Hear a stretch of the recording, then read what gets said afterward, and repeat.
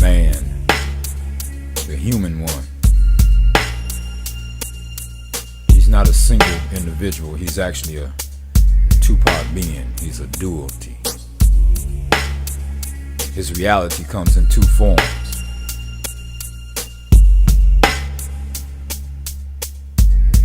He's not just natural, but he's spirit. He has one that's in one, and the two are one. But the two don't think like one. The one on the inside has a different wisdom. He has a different vision. He has a different understanding. He has a different perception. The one on the inside is ruled by spiritual things.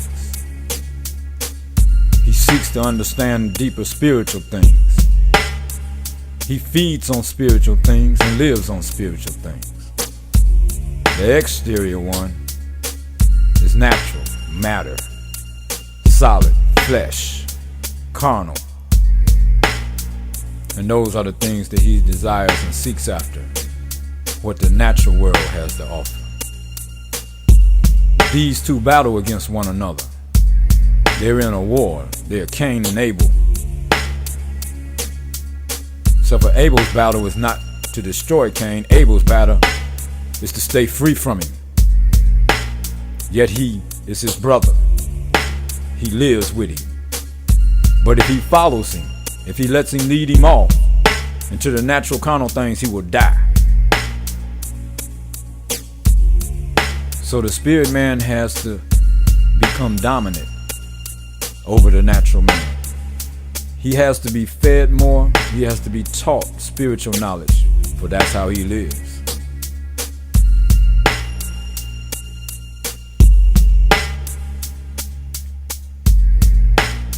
Most people are not aware of the number 2 man. Most people are not aware that they even have one. We talk about the soul, but we don't recognize. He's got a name without an identity. The soul is real important because you really are spirit before you're natural. Your first life is soul. Your second life is flesh, natural. The natural part of you is really a house that you live in to keep you in this natural physical dimension. But it's become corrupted by evil. And now its nature has been changed from good to evil, because it has an influence of evil that lurks within it. It's the natural nature instinct of the natural fleshly carnal man. And that nature has to be destroyed. It has to be broken like a curse. It has to be cut and severed like an umbilical cord to keep you from being pulled into things that destroy you. So you're being seduced by your own flesh. You're being led by your own destruction. And your appetites are for things that destroy you, not increase you. So you have to become aware. We all have to become aware of what we need, what we really need, not just what we desire. For what we desire can actually kill us. We're spiritually suicidal. We're spiritually destructive. We're spiritually lost. So Jesus, the last Adam, came to demonstrate, came to recreate this thing called man.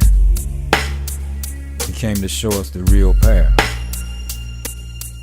He came and died as an example and as a sacrifice to break the curse of evil, to break the curse of death, to break the curse of ignorance, to break the curse of deception off a man, that he may come back into his original purpose. Because God did create man in his own image and in his own likeness, to be like and as him. But man lost his likeness. He lost his image. He lost his purpose. He lost his life.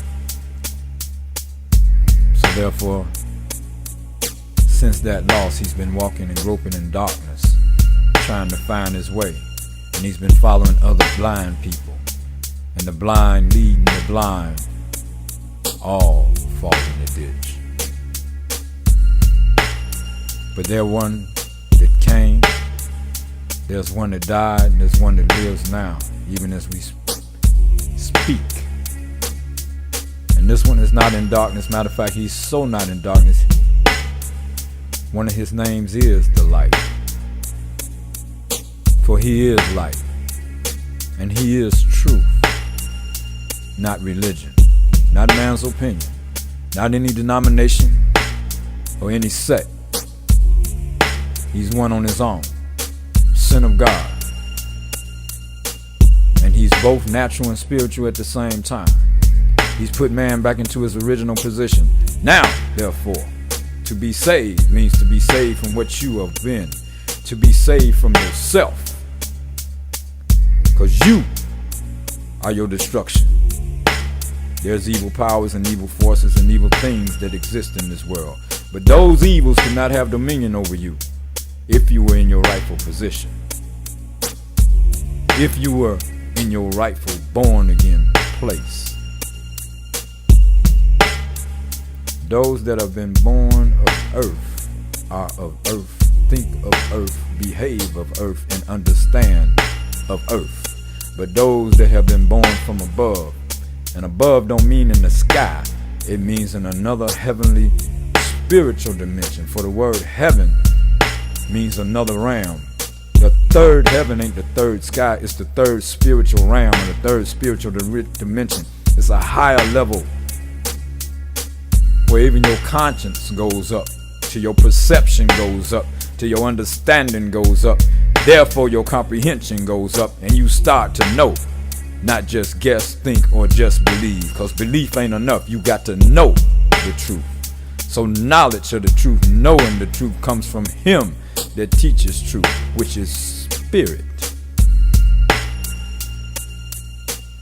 The natural man is blind. He shall never regain sight. That's why you got to be transformed into that which is spirit. So that the veil that's over your understanding that's of the natural man can be taken off. And you can say, where I was blind, now I see. If we follow society's principles and society's systems and society's teachings, we will become like society. And society don't have the truth. But there is a spirit that's sent from God, that if he teaches you and he leads you and he guides you, and you have communion, common union, fellowship with him, you shall know things that you hadn't known. Maybe even do things that you hadn't done. See things that you hadn't seen and hear things that you hadn't heard.